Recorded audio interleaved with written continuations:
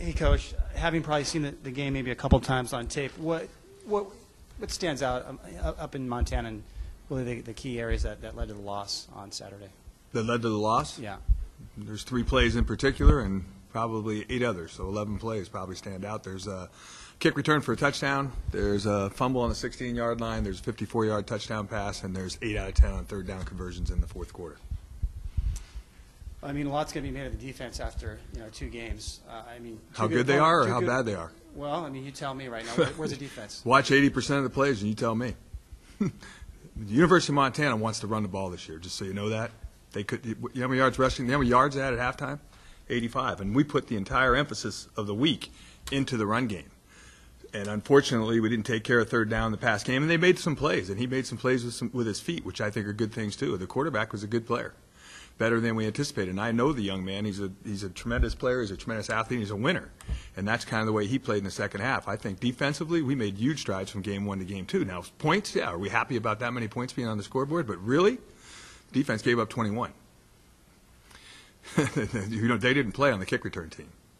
And they didn't fumble the ball on the 16-yard line. So, I mean, we can make all we want out of the bad plays, the 10 or 12 bad plays that we had defensively. They played 76 snaps, and probably 64 of them were efficient. We have to clean up third down, and we understand that. And that's our job as coaches, to put our players in positions on third down to do a better job as well. A couple things stand out after watching both games defensively. No turnovers through 2 games, no sacks. I know you got some pressure last game, but those are a couple stats I know. I'm assuming you're going to want to turn around here soon. Well, turnovers is something we do pride ourselves in. We'd like to turn that around. The sacks, they will come. And I think that we hit him 8 times. So, I mean, that's not bad. If you can put him in a situation, and he definitely didn't get comfortable. At third down, he got comfortable because he did a good job of getting rid of the ball a couple of times. And that was their adjustment to some pressure that we brought to try to get to the quarterback, which isn't the greatest way to do it. So, and right now we're probably missing Gavin Cooper to a degree, too.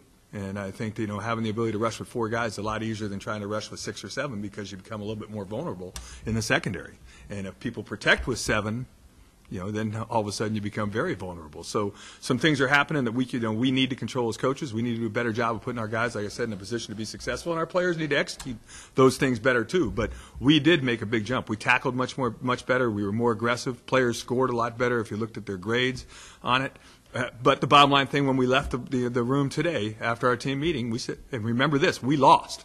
And we're not here trying to lose football games. We're here trying to win football games. But we can't control the scoreboard the last 2 weeks. That's done. That's finished.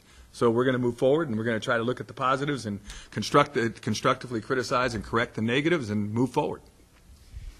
Knowing the guys that you got on your team, a lot of returners, a lot of upperclassmen, seniors. I mean, overall, you had a couple of tough opponents, but disappointed. Are you disappointed how the team has played? We know you're disappointed with the losses, but how the team has played in the 2 games. Well, both teams that we played are veterans. They have 16 starters, 16 senior starters at Montana. San Diego State, 9 of 11 offensive starters are back. We played 2 good football teams, just so I put that on the table. Now, does that make it easier to say we're 0-2? No, that's not what I'm trying to say. Is we do have some guys that have a lot of experience, and there are high expectations for who we are, but they scored 33 against us last year. We just happened to score 35. And really, we scored 5 times this year. Unfortunately, 3 of them were field goals. So there's a lot of ways to look at it. Everybody wants to look at the defense, but if we're scoring 23 points and they scored 37, we need to score 38. And it's a team game, and if anybody wants to look at it any differently than they're looking at it, then so be it. But there were a lot of positives to take from it. I don't believe in taking, I think you have to look at what you did well and correct the things you did poorly each week, whether you win or lose. It's just tougher to take when you lose. It's not as much fun, trust me.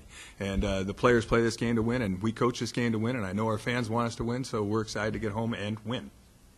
I'll switch to the other side of the ball than the offense. We know it's a work in progress because you made some tweaks and some alterations. So how do you feel the team has done offensively through 2 games?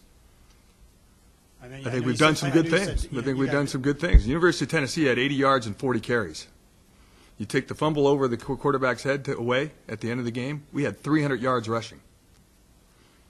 I think that's pretty drastic improvement from a week ago against a football team that just played very well against a Southeastern Conference team and made them run the ball. We couldn't run the ball. So did we make improvements? We did. Are we happy that we lost? We're not. Offensively, I think we did some good things. There's still some things we have to get better at. In my 3 years here, it's probably as good as we played on the offensive line. And, we need to play better on the perimeter in certain areas, but there were certainly a lot of good things that we did in that football game. You like what you're seeing out of Andre through 2 games? Yeah, I think he's managing the team extremely well. He did a couple of things in the fourth quarter we weren't excited about, but I think did a great job running the ball in the short yardage sneaks and the fourth downs and the touchdown at the end of the half.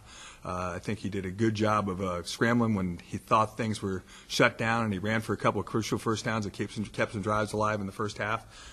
So I think he's becoming everything we want him to become. And probably 22 carries for him is probably more than we want him to have, just from a physical standpoint and the amount of hits that he has to take when he carries the ball 22 times. He's not Jake Romanelli, let's put it that way. My last question, South Dakota State. Talk about your opponent this week. No, they had 29-7 against Southern Utah, the Great West defending champion, and they played extremely well for 3 quarters, and then Southern Utah made a late run at them, and it was 29-28, but they held on to the win. They played University of Illinois. Those games are not easy for any team, and I think that their expectations, like we talked about ours, were that they would be able to get in there and compete against them, and unfortunately it didn't work out that way. But the University of Illinois is a heck of a football team. These guys are big, strong, and active on the defensive side of the ball. I think it's probably, so far as who we played, the most well-coached team that we played on the defensive side of the ball. And offensively, they're a traditional I-back team, and they're going to be 6'4", 6'5", 310 pounds again. We're not going to be, we haven't been bigger than anybody so far this year, and we won't be bigger or stronger than these guys either. But if we play as hard and with as good a pad level as we played with on defense, then I think we should, again, make another step forward this week. I don't want to be repetitive, but I want to kind of ask this in a different question. Andre hasn't played at home yet. 7 games on the road. He has, as far as I know, he hasn't thrown an interception yet. I mean, from my vantage point, it seems like he's done absolutely everything you guys have asked of him. If you were to kind of get the Cal Poly home crowd ready for what they can expect with Andre, kind of how would you do that? Well, hopefully some people got the opportunity to see him play against Fresno State, and hopefully some people watched him play against Montana. Andre Broaddus is great with the football in his hands. And like I said before, whether he's going to run it 22 times or not remains to be seen. But with him having the football, you better defend him. And the other thing that, I think he proved against Santa, he can throw the ball better than people think he can. Now, does that mean we're going to throw the ball 35 times a game? Probably doesn't. But it does mean that he is what we're looking for at that position. And I think that he's handled some difficult places to play the last two weeks against 2 different difficult opponents, and I think he's handled and managed the offense as well or as good as we thought he could do from the get-go. So I think his best is yet to come, and I think San Luis fans will be in for our fans are going to be in for a treat when they see the ball in Andre Broaddus' hands. With the offensive line against Montana, were they just winning individual battles, or was a lot of that scheming? I mean, you were getting whatever you really wanted, even though they knew what was coming. I think that, overall we moved the ball extremely well. I think that 21-play drive that they did have that they converted into a touchdown was a great drive by them, and they converted, I think, 6 third downs on it. And I think us sitting on the bench for those 21 plays was not a benefit to the momentum that we had created ourselves, because the first 2 times we had the ball in the second half, we had over 10-play drives both times. They resulted in field goals, but they were good drives. And unfortunately, we made a couple of mistakes within those drives that kind of got us off track a little bit and probably stopped the drives as much as anything else. But I thought that schematically, I think that Brian Cook and the offensive staff did a good job. I think that from an effort standpoint up front, we played really well. I think our perimeter people cost us some things, and they know it, and they need to play a little bit better too. Now, I'm not trying to say the offensive line had no part in it, because whenever you score 23 points and don't finish drives, they have a lot to do with it. And so we're going to have to work hard on making sure that we can do whatever we need to do to make sure we finish those drives with touchdowns, because obviously, like I've said before, if they're scoring 7 and we're scoring 3, we're not going to win. And finally, Coach, is there any concern with doubt creeping in with the team? Do you maybe have to do some patting on the back, a little extra of that this week, or where are you at kind of mentally with the team? Well, I think that, number one, we knew going in that our first 4, well, to be honest with you, our first 11 weeks were going to be extremely difficult. But we don't have an opponent on our schedule that we can look at and say, okay, we'll get those guys.